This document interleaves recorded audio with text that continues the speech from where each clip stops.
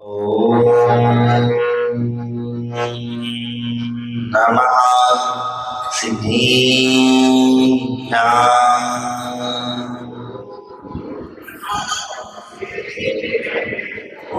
ॐ नमः सिद्धिभ्याम्।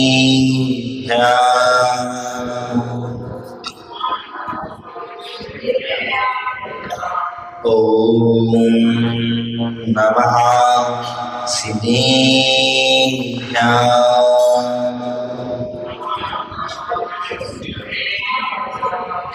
बलदेवा देवी गजानन आदिनाथ भगवान की, चंदाधर भगवान की, पार्श्वनाथ भगवान की, शासन नायक महावीर भगवान की, चारित्र चक्रवर्ती प्रथमा शांति सरजी महाराज की, आचार्य बुद्धि श्रीधर शक्ति महाराज की, आचार्य बुद्धि श्री शक्ति महाराज की, बालसाम श्रीवाणी माता की,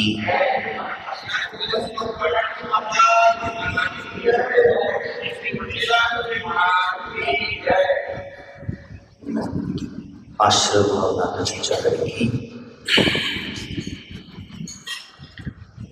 जो सही चलियावती मोरी तो आश्रवे कर मन को, दर्पादित जीव परदेसी कहे सब उद्गले भरे मन को, भाविते आशुनि भावि सुभाशुभ निस्दिनी चेतनि को, पापी पुण्य के दोनों करता कारण बंधन को, पर मिथ्या देवोनि पंद्रा द्वादशी अवृत जानो, पंचुरी बीसी कसाई मिली सब 57 मोह की ममता टारी, पर परिण देखो दे करी मोक्ष का यतनि निराश, ज्ञानी जन होते। आश्रव की भाव कहते हैं कर्म का आना ही आश्रव है,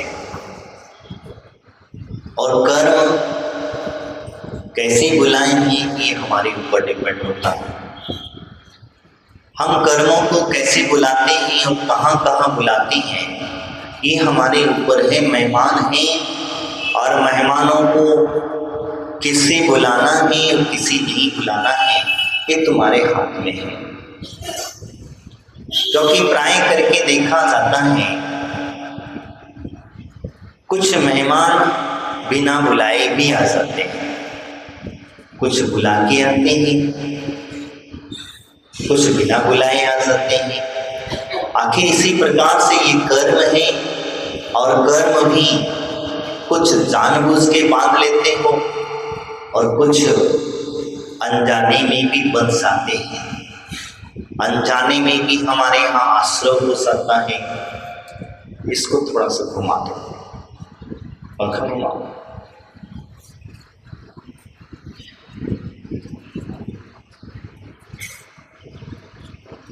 ठीक, तो अनजाने में बन जाते हैं कर्म जो है, कर्मों का आश्रव होने लग सकता है। यही व्यवस्था समझाते हुए कह रहे हैं कि जो सर्जय आवत मोरी तो कर्म आश्रव कर्म को, इनकी जो कर्म रूपी आश्रव है वो आश्रव किस प्रकार से आता है? मोरी के जल के माफिक। जैसे एक नाव में छिद्र हो गया है, और जब छिद्र हो गया है तो पानी स्वाभाविक है कि नाव में भरेगा। वैसे ही हमारे कर्म है, और कर्म जब हम करते हैं तो करते समय स्वाभाविक है वो नाव में छिद्र हुआ है। वैसे ही हमारे कर्म रूपी छिद्र जो है अंदर प्रवेश कर रहा है। शरीर पर के साथ में लगा हुआ जो आत्मा है वो आत्मा से चिपक रहा है, क्योंकि उद्गल परमाणु और आत्म परमाणु दोनों मिल जाते हैं, तब जाकर के यह कर्म रूपी आश्रव हुआ करता है। अकेला अगर विचार करें कि आत्मा में अकेला आश्रव हो जाए तो संभव नहीं है, और अकेले उद्गल से आश्रव हो जाए तो भी संभव नहीं है। उद्गल परमाणुओं में हलचल होती है और वो हलचल आत्म परमाणु में पैदा कर देते हैं, वहीं कर्मों का आश्रव प्रारंभ हो जाता है। आत्म परमाणुओं में जब हलचल हो जाती है तो वही आश्रव जब प्रारंभ होता है, और वही आश्रव हमारे लिए वह शुभ और अशुभ दो प्रकार से लेकर के आता है। शुभ आश्रव भगवान की पूजा पाठ करना, साधुओं की सेवा करना, भैयावृत्ति करना, स्वाध्याय करना, तप आदि को धारण करना। जब तप आदि करके हम लोग जो है इस शुभ आश्रव का कारण बनते हैं। व्रतों को स्वीकार करना, याग नियम से चलना, संयम को स्वीकार करना, ये सारे के सारे क्रियाएं हमारे जो है शुभ आश्रम की ओर हुआ करती हैं। अशुभ आश्रम में जब कहा जाता है बस इसका विपरीत अशुभ आश्रम है। तुम जितना भी गृहस्थी का कार्य करते हो, जितना भी संसार का कार्य करते हो, चाहे दुकान मकान ऑफिस में हो, चाहे आप घर में हो, चाहे परिवार के बीच में हो, या आप अनर्गल बैठ करके किसकी निंदा, इसकी चुगली, उसकी बातें, इसकी बातें, हम फालतू की बातें जो करते रहते हैं, इससे भी कर्मों का आश्रम होता है। ये बात ध्यान रखना। हम अगर बेफजूल में बेफजूल की बातें करते हैं, कोई लेना देना नहीं, कोसों तक कोई लेना देना नहीं। हमने मजाक मजाक में किसी की हंसी उड़ा दी, इससे भी कर्म का बंध होता है तुम्हारा। कर्मों का आश्रम हमने बुलाया, मजाक मजाक में किसी के बारे में भी कुछ भी करते हैं। और आजकल तो नए नए तरीके से लोगों को हंसाने का कार्य किया जाता है। कैसे भी करके हंसे कहने की बस समझ लो आप फंसे। कर्मों में फंसने का कार्य आपका प्रारंभ हो जाता है, क्योंकि नो कसाए इसमें साथ में लगी रहती है। हास्यरत अरती रोग शोक भय जुलूसा आदि की जो व्यवस्था कही ये क्या है। और 16 कसाई जो अनंतानबंदी प्रत्याख्यान आदि जो आगे वर्णन आएगा इसका 57 के जब भेद बनेंगे आश्रम मिथ्यात्ववादी के लेकर के। तुम्हें जो आपसे चर्चा कर रहा था कि शुभाशुभ का आश्रव हम करते हैं, और शुभाशुभ के अंदर में शुभ आश्रव तो हमने बहुत कम करते हैं, अशुभ आश्रव ज्यादा कर लेते हैं। अशुभ आश्रम जब ज्यादा कर लेते हैं तो अशुभ आश्रम के साथ में अशुभ कर्म का बंध भी अधिक होता है। और यही कारण है कि दिन भर के बंधे हुए कर्म हमें बांध लेते हैं, तो बांधने की वजह से हम पता नहीं कौन से कर्म कहाँ बंध में पड़ जाए, पता नहीं किस गति में तुम्हारा बंध पड़ जाए, तुम्हारे भाव कैसे थे, किस समय की आयु का बंध पड़ जाए। और जब आयु आदि का बंध पड़ जाएगा तो फिर वहां वही होगा कि आपको उस गति में जाना पड़ेगा, उतने समय तक रहना पड़ेगा। मनुष्य पर्याय में ही एक ऐसे भाव है जहां से हम कर्म की निर्जरा करके मोक्ष भी जा सकते हैं, और यहाँ से हम चाहे तो नरक त्रियंच और निगोध भी जा सकते हैं। निगूढ़ तक हम जा सकते हैं। यही कारण कहा सकता है। मैं आपसे जो चर्चा कर रहा था कि ये जीव जो है वास्तविकता में कहाँ पर घूम रहा है, वह आश्रव के भाव को प्रकट करते हुए वो कहते हैं भावित आश्रव भाव शुभाशुभ निष्दिन चेतन को सुनिष्दिन डेली प्रति समय प्रत्येक क्षण हमारी चेतना को पुद्गल के साथ लगी हुई चेतना, खाली चेतना नहीं लगाना है। नहीं तो अगर खाली चेतना लगाओगे तो फिर तो सब गड़बड़ा जाएगा, फिर सिद्ध भगवान को भी कर्म सहित होना पड़ेगा। सिद्ध भगवान को भी कर्म सहित होना पड़ेगा, और जो पुद्गल मुर्दा पड़ा हुआ है इसे कर्म रहित होना पड़ेगा, क्योंकि इस पर भी कर्म की व्यवस्था बनेगी नहीं, ये यहाँ पर कर्म नहीं है,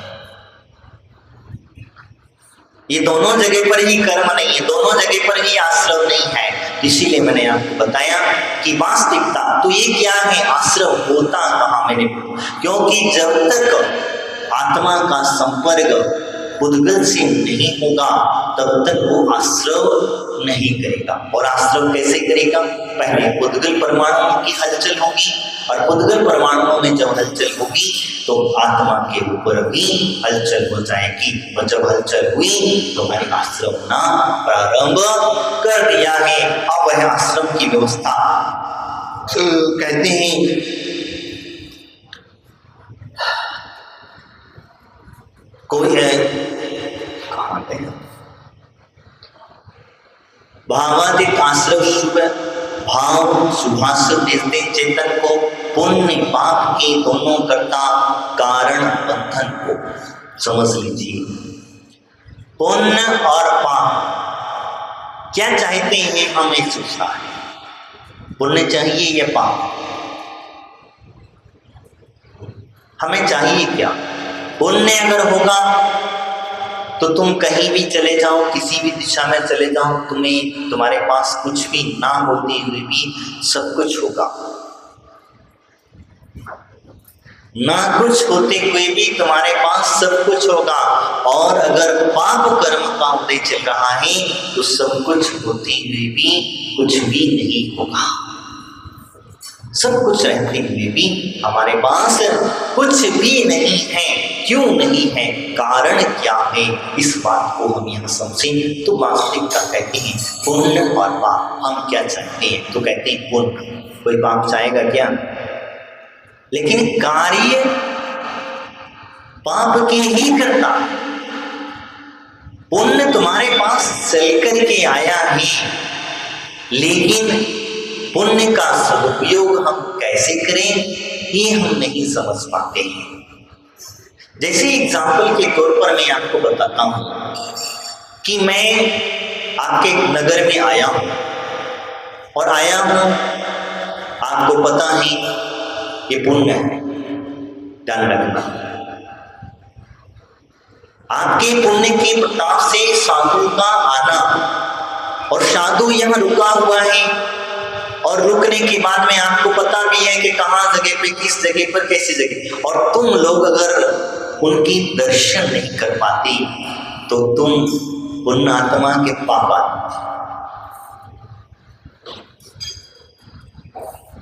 हाँ, पुण्य का तो उदय चल रहा है, तुम्हारी पुण्य के प्रताप से तो साधु तुम्हें नगर में मिल गया, ये पूर्व का पुण्य है। क्या है, पूर्व का पुण्य है कि उसकी वजह से तुम्हें साधु मिल गया है। और मिल जाने के बाद अगर तुम उसको उपयोग नहीं कर सकते हो, या उसकी सेवा ज्यादा नहीं कर सकते हो, या पुण्य अनुबंधी पुण्य का, तो फिर पाप ही करते रहो। अब आप कहेंगे कहीं पाप का, तो कहते हैं पुण्य के साथ में तुम्हारा पाप कर्म का उदय भी चल रहा है, अकेला पुण्य नहीं है, पुण्य के साथ में पाप कर्म भी चल रहा है। और जब पाप कर्म चल रहा है तो व्यक्ति चाह करके भी, दरवाजे तक जा करके भी वह व्यक्ति पहुंच नहीं पाता है, तो उससे क्या कहेंगे। तो ये सबसे बड़ी बात है, पुण्य कितना तुम बनाते हो, यही कारण मंदिर तक आते तो हो, मंदिर के दरवाजे से बाहर निकाल जाते हो, लेकिन अंदर जा करके भगवान के दर्शन नहीं कर पाते हो, तो फिर आपका पुण्य का उदय था कि आप दरवाजे तक पहुंच गए, लेकिन तुम थोड़ा सा प्रसाद ना करे, अंदर दरवाजे के अंदर ना हो सके। कारण क्या है, यही होता है। और आपके प्रति क्षण मिल रहा है, ये बड़ी पुण्य की बात है आपको, प्रति क्षण आपको, क्योंकि पुण्य वालों को मिलता, हर किसी को नहीं। और मैं तो कहता हूं किसी एक व्यक्ति के पुण्य के प्रताप की वजह से, 2 व्यक्ति के, 4 व्यक्ति के, 6 व्यक्ति के पुण्य के प्रताप की वजह से वह है कि सबको पुण्य कमाने का मौका लेकिन तुमने कोई ऐसा कर्म बांध लिया होगा कि जिसकी वजह से तुम्हारे आया हुआ भोजन मुख में नहीं जा पाता है। जा पाता? अगर आपको कोई मुख की बीमारी हो जाए, सामने बढ़िया सुंदर सुंदर व्यसन रखे हुए सुगंध आ रही है, खाने का मन भी हो रहा है, लेकिन डॉक्टर ने कमी तुम्हारे पास कोई चीज की नहीं है, डॉक्टर ने मना किया है, और डॉक्टर ने जब मना किया है तो फिर आपकी ताकत नहीं है कि आप उसे खा लें। महाराज मना कर दे तो तुरंत खा लोगे, फिर तो कोई ना कोई बहाना बना करके रास्ता निकाल करके महाराज क्या करें, दुकान से लेट आना पड़ता है, बाजार में जाना पड़ता है, किटी पार्टी में जाना, लोगों से रिश्तेदारी में जाना पड़ता, तो तुरंत खा लो क्योंकि कहीं ना कहीं। लेकिन डॉक्टर ने कह दिया कि रात में नहीं खाना, क्यों?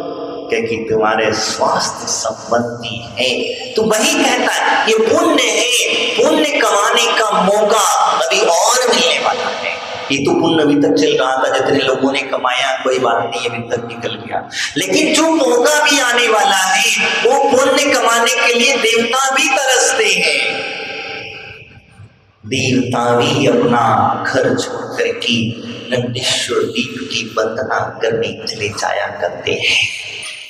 देवता भी अपना स्थान को छोड़ करके त्याग करके वो भगवान की अभिषेक वंदना करने जाते हैं। और अभिषेक वंदना करने का मतलब ये नहीं है कि खाली मात्र अभिषेक करने के लिए जाते हैं, नहीं, अभिषेक के साथ साथ में बहुत आनंद के साथ में वो भगवान की पूजा करते हैं, और पूजा के साथ बड़ी भक्ति के साथ करते हैं। ऐसे द्रव्य का चढ़ा करके इतना पुण्य का संचय कर ले, क्योंकि उनको पुण्य का संचय वहीं कर पाते हैं, और वो भी भावों का पुण्य मिलता है, द्रव्य का पुण्य को नहीं मिलेगा, क्योंकि द्रव्य उनका है ही नहीं, क्योंकि वो कल्प वृक्ष जाति के वृक्षों से आया करता। लेकिन मनुष्य का देखो कितना बड़ा पुण्य का संयोग बनता है कि महापूजाएं आदि करता है। अष्टानिका जैसे महापर्व में अगर सिद्ध चक्र जैसी आराधना, सिद्धों की आराधना अगर वो करता है तो हमारे आचार्य भगवंत कहते हैं कि उसके जैसा पुण्य बाकी में कहीं कोई मिलने वाला नहीं है, क्योंकि ये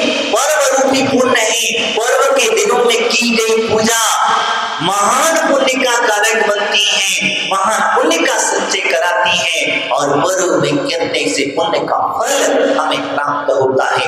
महाराज कहीं जाने वाले नहीं है, जाएंगे तब कह के जाएंगे, भी थोड़ा जा रहे हैं। तो संयोग देखिए आपका कितना बड़ा पुण्य का, महाराज भी मिले, महाराज भी मिले, और महाराज के मुख से उस पूजा का उच्चारण होना, मंत्रों का उच्चारण, क्योंकि आपके मुखों की शुद्धि नहीं होती। पूजा आप भी कर सकते हो, समझ लो, पूजा आपको अपने मुख से, अपने हाथ से, अपने विधान पूजा पुस्तक में से पढ़ करके आप भी अर्घ चढ़ा सकते हो, चढ़ाने में कोई दोषी। लेकिन अगर साधु के मुख से उन मंत्रों का उच्चारण हो जाए, आपका और महाभाग्य समझना, क्योंकि मुनिराजों के मुख से निकले हुए शब्द, क्योंकि वह मुनिराजों को वाक्य शुद्धि हुआ करती है, वचनों की शुद्धि हुआ करती है, और जिनकी वचन की शुद्धि है, काय की शुद्धि है, जिनकी मन की शुद्धि है, ऐसे मुनिराजों के मुख से अगर पूजा के शब्द, पूजा के मंत्र के उच्चारण होगा तो अवश्य फल देगा कि नहीं देगा, बताओ? हाँ, फल देगा कि नहीं? जो चाहोगे वो फल मिलेगा। वो मैना सुंदरी ने त्रिपाल राजा का कोढ़ दूर कर दिया, उसके साथ में उसने 700 कोड़ियों का तक दूर कर दिया। ये बात सोच लो, क्योंकि ये मुनिराज की वचन थी। मुनिराज ने कहा था, बेटी जा सिद्धों की आराधना कर, सिद्ध चक्र का पाठ कर, तेरे पति का कोढ़ दूर हो जाएगा। तो मुनिराज के वचन व्यर्थ नहीं गए, मिथ्या नहीं गए। यही कारण होता है आपको सौभाग्य मिला। ये बात मैं जो कह रहा हूं, विषय ही किसे कहा, तो पुण्य कमाने का सौभाग्य मिला है, हम पाप कमाने का सौभाग्य नहीं चाहते हैं। और अगर तुम पुण्य के साथ में पाप कमा लेते हो तो मैं कहता हूं आपने पूर्व के पर्याय के लिए बहुत बहुत पाप का बंध कर लिया। इस भव में तो तुम सुखी हो जाओगे, लेकिन आने वाले भव में, आने वाले पर्याय में आपको जो दुख मिलने वाला है वो कहीं श्रीपाल से ज्यादा न मिल जाए। इस दुख को काटने के लिए बाहे हमने कहा था कि एक कर्म होता है जानबूझ करके बांधना, और एक कर्म होता है अनजाने में बनना। तो अनजाने में किया हुआ कर्म तो इस पूजा से कट जाएगा। समझ रहे हैं प्रकाश जी? अनजाने में किया हुआ कर्म तो इस पूजा से कट जाएगा, साधु संतों को आहार दान आदि से कट जाएगा। लेकिन जो जानबूझ करके किया है वो कर्म नहीं कटेगा, वो तो आपको समझ लो भुगतना ही पड़ेगा, क्योंकि वो तुमने जानबूझ करके किया है। और उसमें भी अगर आपने जानबूझ के करने के बाद में धर्म क्षेत्र में अगर आपने कोई कर्म बांध लिया है तो फिर आपको कोई नहीं रोक बचा सकता, उसे तो कोई नहीं बचा सकता। उस जीव को कर्म के बंधन से कोई बचा नहीं, और बंधन के साथ में उसे भोगने से भी कोई बचा नहीं सकता। तो कहीं ऐसा तो नहीं जो मैंने कहा था कि आप दरवाजे तक आते हो और अंदर नहीं आ पाते हो, तो मुझे शायद ऐसा लगता है कि कहीं तुमने धर्म क्षेत्र में कोई कर्म तो नहीं बांध लिया,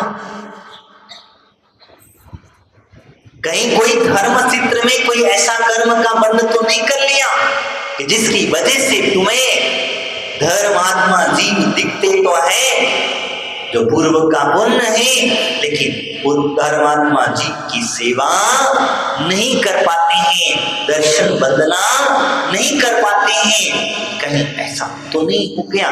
क्योंकि उसी की ये सेवा होते हैं। किसकी? उसी के ये भाव होते हैं कि दरवाजे पर मिल करके, दरवाजे पर जा करके भी दरवाजे से खाली हाथ लौट जाता है। इससे बड़ी व्यवस्था क्या होती है? बंधुओं, मैं आपसे इस पुण्य की चर्चा कर रहा हूं, तो हमें इस पुण्य को कमाने का अवसर मिला है, तो अवसर को हमें छोड़ना नहीं है, हमें चूकना नहीं है। और अगर हम चूक गए तो फिर ध्यान रखो, इस अवसर को अगर हम चूक गए तो फिर कब मिलेगा इसकी कोई गारंटी नहीं है। महाराज, हो सकता है तुम्हें अवसर भी मिल जाए, लेकिन मुनिराजों के मुख से मिल जाए और हवस में तुमको हमारे मुख से मिल जाए, इसकी कोई गारंटी। लेकिन समय निकल गया, इसीलिए मैंने कहा कि जो पुण्य कमाने का मौका मिला है, आपको हम दोनों मिलकर के भगवान की पूजा करेंगे। हम हाथ पूजा करेंगे, आप द्रव्य पूजा करेंगे। आप द्रव्य पूजा करेंगे, द्रव्य से भगवान की आराधना करेंगे, हम भाव से आराधना करेंगे, और दोनों भी पुण्य का संचय करेंगे। क्योंकि दोनों का पुण्य जब एक जगह पर एकत्रित हो जाएगा तो आपको भी और उसमें 4 चांद लग जाएंगे। क्योंकि हमारे यहाँ पुण्य की कमी होती है, पाप की मात्रा अधिक होती है, तभी हम आते आते आने वाला हमारे हाथ से छूट जाता है। हमें मुख तक पहुँचते पहुँचते पेट में कभी जा नहीं पाता है। हम कोई भी कार्य करते हैं, उस कार्य में हमें पता चला कि हम कल हमारा कार्य की सिद्धि होने वाली है, लेकिन उसके 1 घंटे पहले मैसेज आ गया, तुम्हारा काम बिगड़ जाया करता है। ये सारी की सारी व्यवस्था, ऐसे लोगों के लिए हम परेशान हैं। सबसे ज्यादा आज वर्तमान के युग में देखा जाए तो शरीर में इतने सारे रोग भरे हुए हैं। उन रोगों के समन्वय करने के लिए हमारे आचार्यों ने उन सिद्धों की आराधना करने के लिए कहा। इसलिए इससे सब मिलता है। ये महापूजा है, पूजा नहीं है, ये महापूजा है। पूजा तो हमने बहुत की।